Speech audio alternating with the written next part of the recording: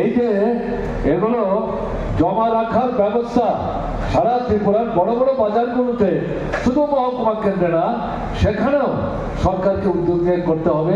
এটা তার দীর্ঘমেয়াদী কর্মসূচির মধ্যে অন্যতম ছিল। কিন্তু বর্তমানে আমরা যেটা লক্ষ্য করছি, যে সরকার কেন্দ্রে আছে বিজেপি, তারা যেমন সর্বভারতীয় ক্ষেত্রে কৃষির স্বার্থে, কৃষকের স্বার্থে ভূমিকা নিচ্ছে না, আমাদের রাজ্যের যে বর্তমান বিজেপি সরকার, তারাও যে ব্যবস্থাগুলো, পদক্ষেপগুলো বামফ্রন্ট সরকার গ্রহণ করে সামগ্রিকভাবে কৃষির একটা মৌলিক পরিবর্তন আনার ক্ষেত্রে দারুণ সাফল্য অর্জন করেছিলেন।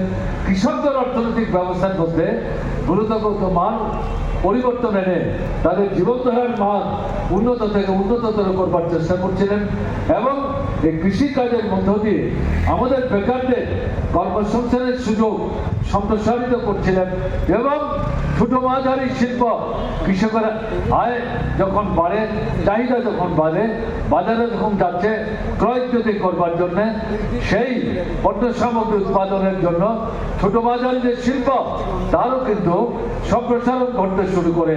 তার মধ্য দিয়ে হাজার হাজার ছেলে, বেকার ছেলে, শিক্ষিত, মধ্যশিক্ষিত, অর্ধশিক্ষিত, তারাও কিন্তু সেখানে কাজ পাচ্ছিলেন।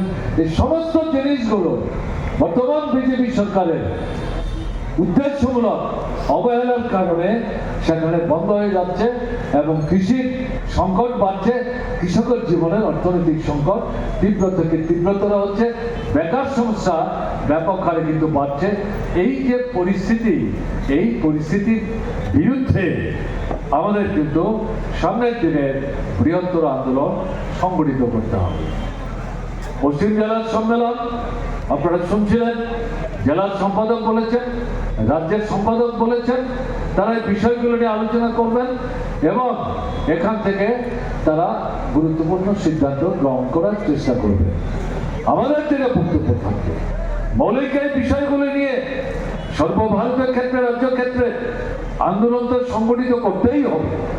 সঙ্গে সঙ্গে এলাকা ভিত্তিক গ্রামের যে মূল সমস্যা, তার মধ্যে যে গুরুত্বপূর্ণ জ্বলন্ত সমস্যা, স্থানীয় সমস্যা, সেই বিষয়গুলো কোথাও সরাসরি কৃষকের স্বার্থের সাথে সম্পর্কযুক্ত, কোথাও ছোট বাজারি ব্যবসায়ীদের স্বার্থের সাথে সম্পর্কযুক্ত, কোথাও নিম্নবিত্ত মানুষ যারা তারা শ্রমদান করে, শ্রম বিক্রি করে কোনোমত পরিবার নির্বাহ করার চেষ্টা করছে, তাদের স্বার্থের সাথে সম্পর্কযুক্ত এই বিষয়গুলিকে ভিত্তি করে এলাকা ভিত্তিক, অঞ্চল ভিত্তিক, স্থানীয়ভাবে 3টা, 4টা, 5টা বিষয় বাছাই করে নিয়ে স্থানীয় আন্দোলন তীব্র এবং খুব বলিষ্ঠ দৃঢ়তা নিয়ে যতক্ষণ এই দাবিগুলো সরকার কার্যকরী করার জন্য উদ্যোগ না নিচ্ছে, ততক্ষণ এই আন্দোলন চলবে।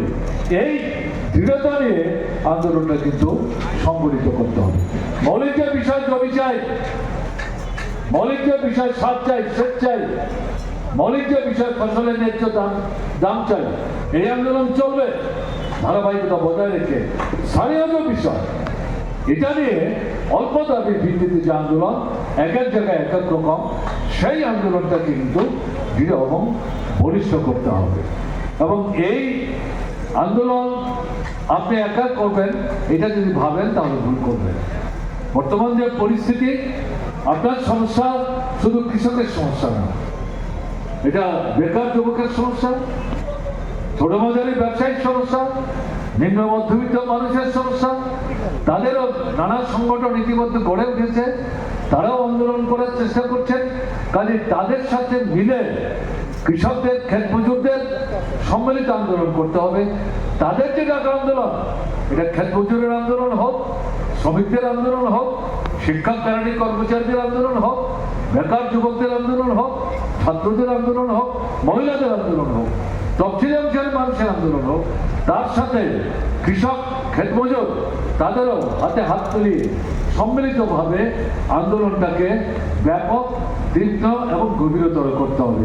এই প্রক্রিয়ায় ঐক্যকে যদি ব্যাপকতর করা না যায়, তার প্রতিফলন লড়াই ময়দানে যদি সংগঠিত করা না যায়, সংগত করা না যায়, তাহলে সমস্যা যতই সেখানে গভীরতর হোক এবং আপনার দাবি যত ন্যায্য হোক, সমস্যার সমাধান হবে না, ন্যায্য দাবি আপনি আদায় করতে পারবেন না।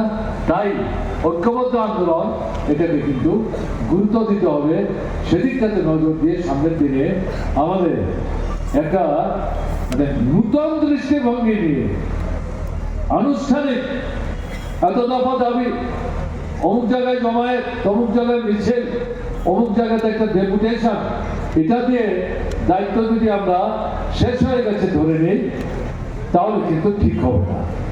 তাই দৃঢ়তা চাই, বলিষ্ঠতা চাই এবং দায়িত্ব আদায় হওয়া পর্যন্ত এই মুহূর্তে যে দাবিগুলি সমাধান করা সম্ভব, যেগুলো সরকারের হাতে, সরকারেরই করার কথা, আগেই সরকার এগুলো করে গেছে, বর্তমান সরকার এগুলো করছে না, এই দাবি আদায় না হওয়া পর্যন্ত এই আন্দোলনটাকে কিন্তু একটা নূতন জঙ্গি চেহারা দিতে হবে।